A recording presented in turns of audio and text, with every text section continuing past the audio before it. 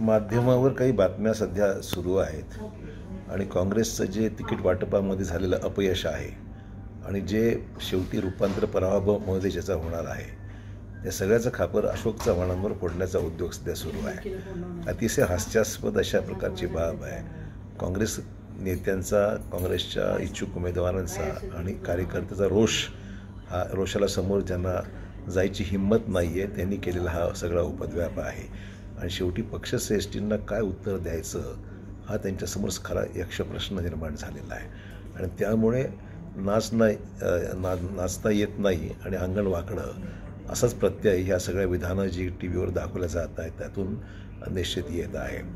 मी असताना निश्चितच चांगल्या जागा काँग्रेसला मिळाल्या पाहिजे. कोकणामध्ये असलेली एकमेव भिवंडीची जागा काँग्रेसने लढवली पाहिजे. हिंगोलीची जागा काँग्रेसला मिळाली पाहिजे. सांगलीची जागा सोडण्याचा प्रश्नच उद्भवत नाही.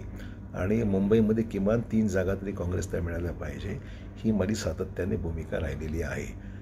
ना ह्यांच्याकडे डिप्लोमॅसी आहे, ना ह्यांच्याकडे जागा आपल्या पदरात पाडून घेण्या इतपत अभ्यास आहे. सगळ्याच अभाव असताना नुसतंच बैठकीमध्ये बसून गप्पा मारायच्या, 5 स्टारमध्ये जाऊन तिकडे जेवणं करायची आणि त्याचा परिणाम असा झालेला आहे की हे ह्यांना फक्त कुठल्याही प्रकारच्या जागा वाटपामध्ये स्वारस्य यांना राहिलेलं नाही. अपयश यांच्या पदरात पडलं आहे आणि राष्ट्रवादी आणि शिवसेनेच्या नेतृत्वाने यांना पार ह्यांची दुर्धाण केलेली आहे. अशा प्रकारची अवस्था आहे आणि म्हणून कार्यकर्त्यांमध्ये प्रचंड रोष आहे.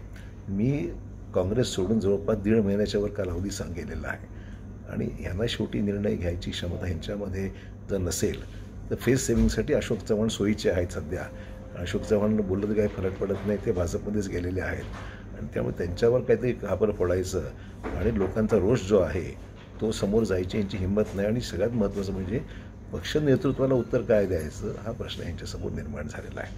त्यामुळे सगळे उद्योग सुरू झाले सगळे.